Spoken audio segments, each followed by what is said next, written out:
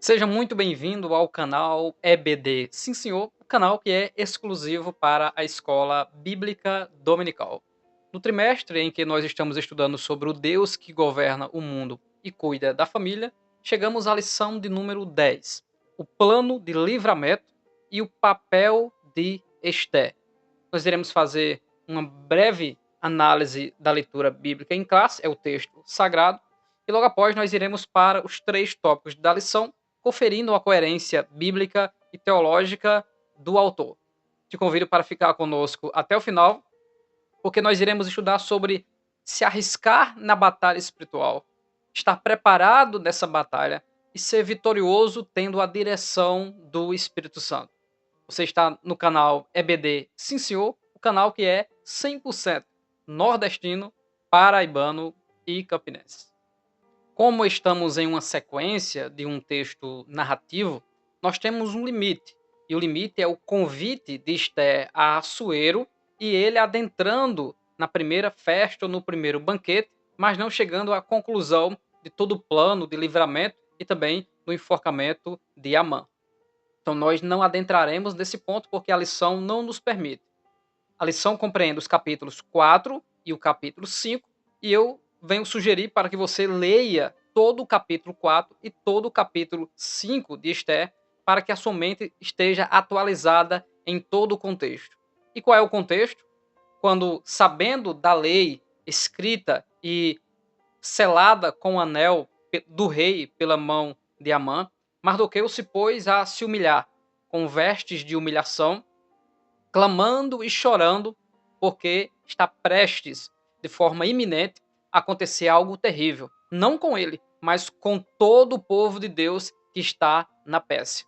Entenda que o contexto é um povo de aproximadamente ou mais de 1 milhão de pessoas que praticamente 5% voltaram para a terra de Israel e ainda assim aqueles que voltaram não querem construir a casa de Deus, não estão voltando para a presença de Deus, para buscar sacrificar a Deus. E quando nós não estamos atualizados com a nossa mente, no sentido de estar na presença de Deus, é preciso que algumas coisas aconteçam para que haja um despertamento da urgência da presença de Deus sobre a nossa vida. Com isso, vem tudo junto, uma experiência a mais com Deus que firma a nossa fé e não nos destrói. Em tudo somos atribulados, mas não somos destruídos. Ficamos perplexos, mas não somos de maneira alguma aniquilados, porque a presença de Deus está conosco.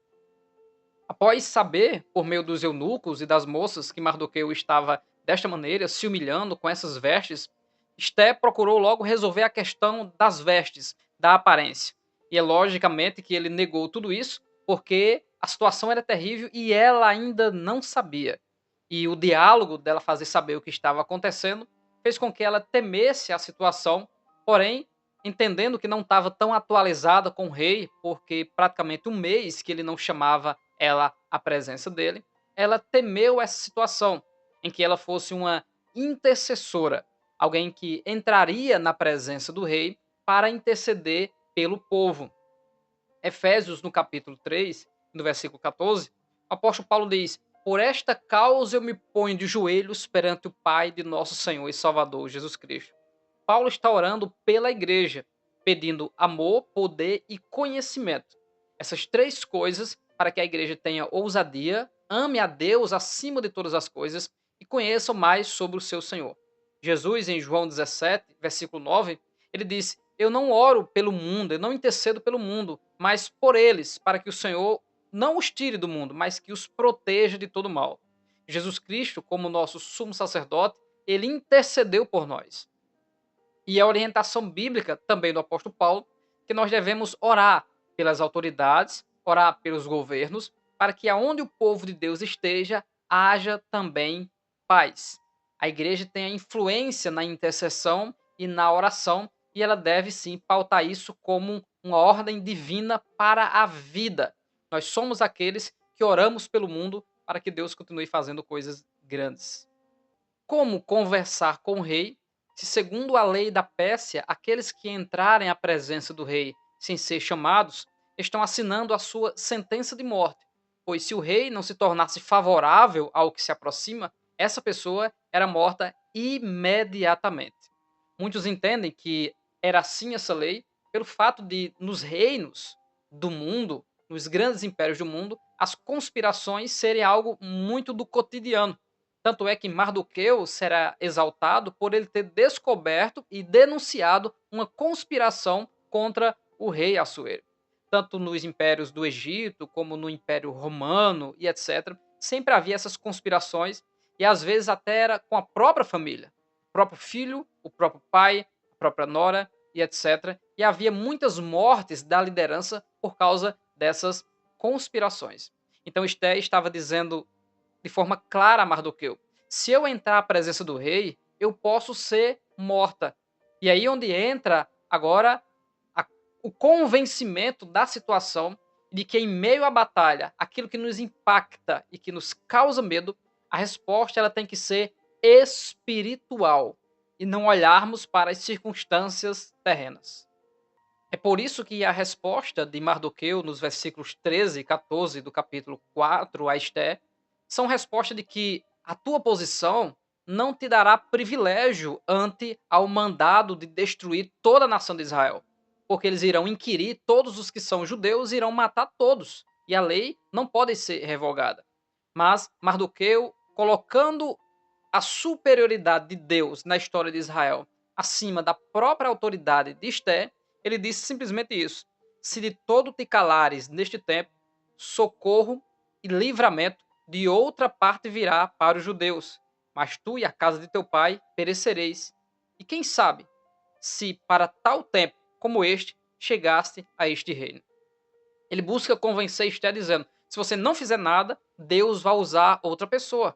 Mas eu estou crendo, né, o famoso sentir de Deus, estou sentindo de Deus que Deus te colocou aí para isso, para esse momento difícil, você arriscar a sua vida pelo teu povo. Então ele convence ela. E aí onde há um despertamento e a urgência de agir.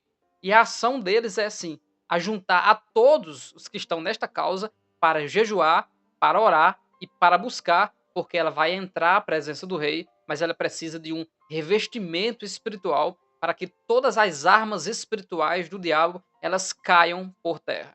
É assim a armadura de Efésios no capítulo 6. Quando nós nos revestimos de toda a armadura, nós podemos suportar no dia mal. E havendo executado tudo, tendo feito tudo, permanecemos firmes e inabaláveis. Essa é a resposta à batalha espiritual contra o diabo, contra os demônios, porque as portas do inferno não prevalecem à igreja. E a igreja, ela é cheia do poder de Deus. Ela avança debaixo da graça e da dependência do Senhor. Mas Esté não apenas pediu oração e pediu jejum. Ela mesmo disse que nós também jejuaremos. E assim vamos ter com o rei, ainda que não é segundo a lei. E perecendo, pereço. Ela está dizendo, eu não devia fazer isso. Mas vamos orar, jejuar, nós também iremos fazer isso, eu e as moças. E mesmo sendo perigoso, eu entrando, se eu perecer, eu pereço. Ela se dispôs a se sacrificar por esta grande causa. E na obra de Deus, ninguém pode fazer ela se não tiver consciência de que ela é sacrificial. Não no sentido de que nós salvamos os outros, mas no sentido de sofrimento. Por isso que Jesus disse em Mateus 5,11: Bem-aventurados sois vós quando vos injuriarem e perseguirem, e mentindo disserem todo mal contra vós por minha causa. A obra de Deus ela é espiritual e ela há perseguição, há afronta, há sofrimento e há resistência do maligno. Mas aqueles que vão cheios de Deus e na direção do Espírito Santo, toda barreira cai por terra. Essa petição, ela não foi de qualquer jeito. Houve uma moderação na questão espiritual e na questão formal. E ela não desprezou isso. Ela adentrou no pátio, que seria um espaço aberto ou não, antes da sala do trono. Então ninguém poderia entrar nesse pátio que provavelmente, com certeza, tinha soldados guardando esse ambiente. Ninguém poderia entrar ali e esperar quando o rei chamasse, a não ser que ele chamasse. Então seria a recepção, a antessala para o atendimento. Só que ela não foi chamada, então ela não poderia adentrar ali. E ela cumpriu todas as formalidades. Ela se vestiu com suas vestes reais, na antessala do trono, antes a antessala do trono, e ela ficou lá esperando a visualização do rei.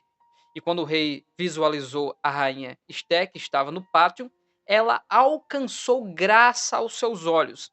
O que significaria alcançar graça aos seus olhos? Ela foi aceitável. O rei aceitou ela. E aí você pode usar outros textos, conforme Êxodo 33:13, Gênesis 6:8, Daniel 1:9. É todo um contexto de que, tanto diante de Deus como diante de outras autoridades, achar graça aos olhos desta pessoa significa que foi aceitável. E Deus agora, através desta pessoa, vai favorecer essa pessoa. No caso aqui, o rei, e Deus também está fazendo isso, porque eles se prepararam, se consagraram, estão arriscando, mas todas as vezes que nós nos colocamos à disposição para fazer a vontade de Deus, tudo aquilo que é um iminente perigo ou que irá atrapalhar a obra de Deus, o próprio Deus põe por terra. Assim foi bem no início da igreja primitiva, quando os apóstolos eram presos e Deus enviava o anjo e os tirava de lá. E quando eles eram mais uma vez repreendidos a não pregar, eles diziam: obedeceremos antes aos homens ou a Deus? Priorizar Deus acima de todas as coisas faz com que sejamos aceitáveis diante de Deus no serviço que estamos fazendo, e Deus vai na nossa frente e faz com que essa obra prospere, multiplique, aumente e o nome dele seja glorificado. O limite da lei dos homens é a lei de Deus. O limite daquilo que os homens impõem sobre nós, quer seja os políticos, quer seja os líderes religiosos, é a palavra de Deus. Ela precisa ser obedecida cabalmente. E o verdadeiro cristão é aquele que obedece à palavra de Deus. Qualquer outra coisa, qualquer outra direção, outra ordem que vai de encontro à palavra, ou seja, vai contra a palavra, ela deve ser desobedecida com grande alegria e temor a Deus, porque aqueles que assim o fazem são grandemente abençoados pelo céu. E para nós finalizarmos essa primeira parte de análise do texto bíblico, quando Mardoqueu diz que livramento de outra parte virá, ele está estabelecendo na sua fé, no seu coração, textos como Jeremias 31, 35 e 36, que se as leis do sol, da lua, as leis naturais se desfazerem, também Israel deixará de ser descendência de Deus. O chamado de Deus a Abraão, que aquele que te amaldiçoar será amaldiçoado, e aquele que te bendisser será bendito. Então há uma garantia da proteção de Deus. Se passares pelas águas, estarei contigo. Se pelos rios, eles não te submergirão. Se passares pelo fogo, não te queimarás, e nem a chama arderá em ti. Isaías 43. Ou o Daniel e os seus amigos, tanto na cova dos leões como na fornalha de fogo, eles exaltaram e glorificaram a Deus acima dos poderosos, e Deus livrou eles. Então precisamos ter essa firmeza e ousadia a fim de priorizar Deus e não se prostrar diante de qualquer coisa que negue a Deus. Não é desobedecer às autoridades, porque aí estaremos em desacordo com as Sagradas Escrituras. Não é isso. Mas se qualquer autoridade, de qualquer âmbito, ordenar a desobediência a Deus, essas devem ser desobedecidas, porque Deus está acima de todas as coisas. Se você ainda não faz parte do nosso grupo no WhatsApp, o grupo no WhatsApp do canal EBD Sim Senhor, entre nos nossos comentários aí no nosso grupo. Lá nós temos um feedback, temos enquetes, temos materiais, os irmãos interagem uns com os outros a fim de conhecermos um pouco mais da lição da semana. Então, entra aí no nosso grupo, será muito bem-vindo. No primeiro tópico, o perigoso plano, o temor de Esté, lamento, choro e compadecimento. O comentarista diz que Mardoqueu não estava tentando chamar a atenção de Esté em primeira instância. Ele estava lamentando o que aconteceria, uma reação comum e óbvia de todo judeu, adorando, orando e se lamentando, jogando areia sobre a sua cabeça, se vestindo com vestes de humilhação pelo fato de ser impactado com iminente extermínio, como ele diz na introdução. A ordem foi dada e definida para a matança de todo judeu do reino persa. E ele diz, usando Mateus 26, que é o contexto do Getsemane, do Senhor sofrendo, de que Jesus abriu o coração e rogou aos seus discípulos que não o deixassem só. Em momentos de angústia, é natural nós nos isolarmos e quando estamos deitados, tristes, fazer até a posição fetal, procurando como se quisesse voltar aos pais, voltar para a mãe, buscar refúgio. E tanto Mardoqueu como o Senhor Jesus Cristo, e o apóstolo Paulo passou por muito isso, em momentos de tristeza é importante a ajuda, o lamento e também o consolo de algumas pessoas. Jesus no Getsemane, visto que não tinha consolo dos seus discípulos, dos seus alunos, a Bíblia diz: "E vieram os anjos e o consolaram".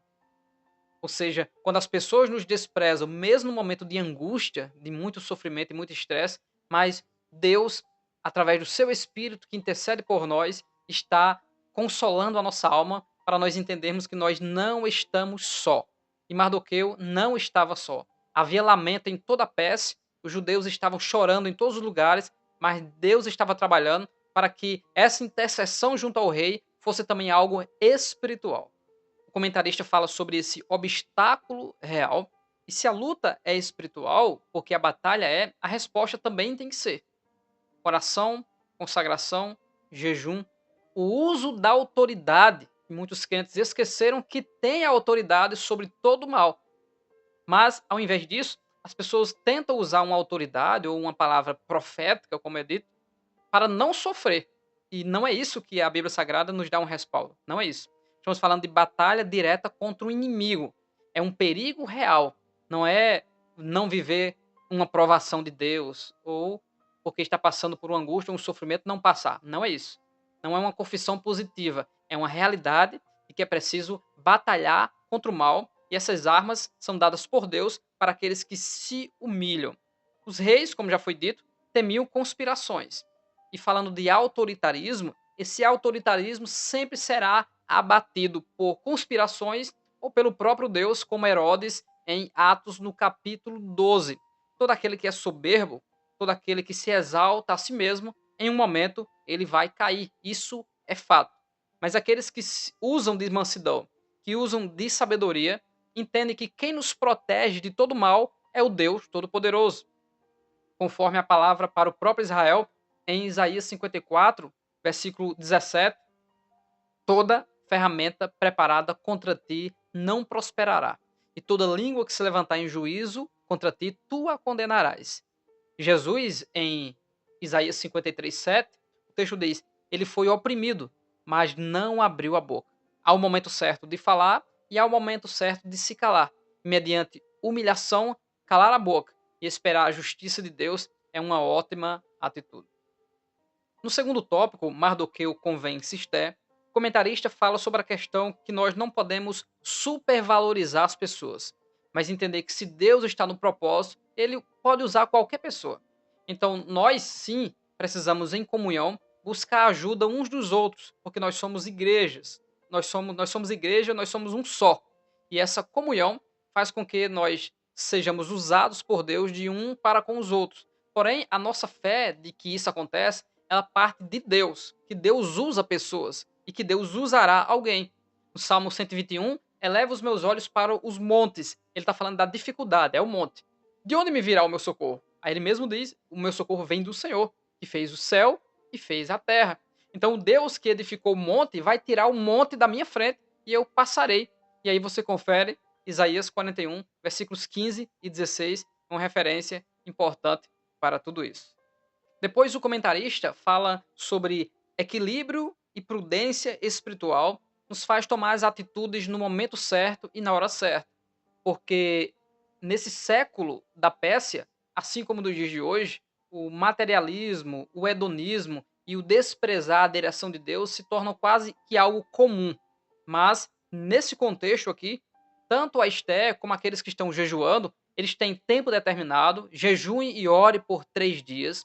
Depois ela adentra de forma formal, assim como diz o script, assim como diz como deve ser feito, bem vestida como rainha, não adentra a sala do trono, senão ela perderia a vida, mas quando visualizada, achou graça diante do rei, ela foi convidada a adentrar, pelo que se prostrou diante do rei e tocou no cetro do rei. Qual o significado de cetro do rei? O significado de cetro do rei está relacionado à extensão do seu braço, autoridade de governo ou autoridade divina para as questões de reinos pagãos. E o cetro, ele é uma insígnia que é entregue ao rei no dia da sua coroação. Ele recebe a coroa de rei e o cetro. O cetro tem uma representação de reger, de administrar. O pastor, ele tem o seu cajado, é o símbolo da sua administração. E perceba que a própria Esté, sendo rainha, ela não estava confiando no fato de ser rainha, mas a prova disso é que eles se consagraram a Deus. A prova disso é que ela estava com medo de ser morta antes.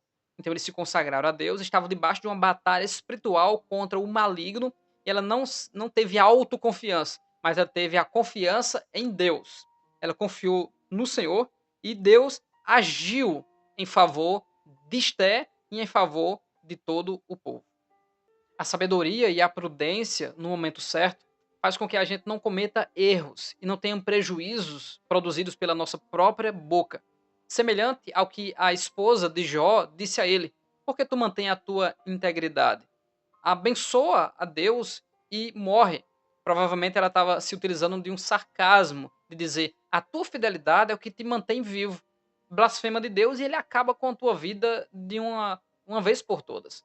E a prova é que ele diz que ela fala como qualquer uma doida, porque receberemos o bem de Deus e não receberemos também o mal. Então, vivendo o mal, considerando o mal, mas que se tivermos paciência na tribulação, não apenas sairemos dela, mas sairemos grande. Como é grande? Sairemos mansos na tribulação. E Jó venceu tudo isso, reconheceu ao Senhor a sua soberania, ele saiu muito maior do que ele era. No terceiro ponto, o plano, Esté entra à presença do rei e propõe um banquete.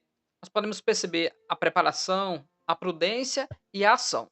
De que após visualizar Esté, o rei diz uma palavra bem interessante.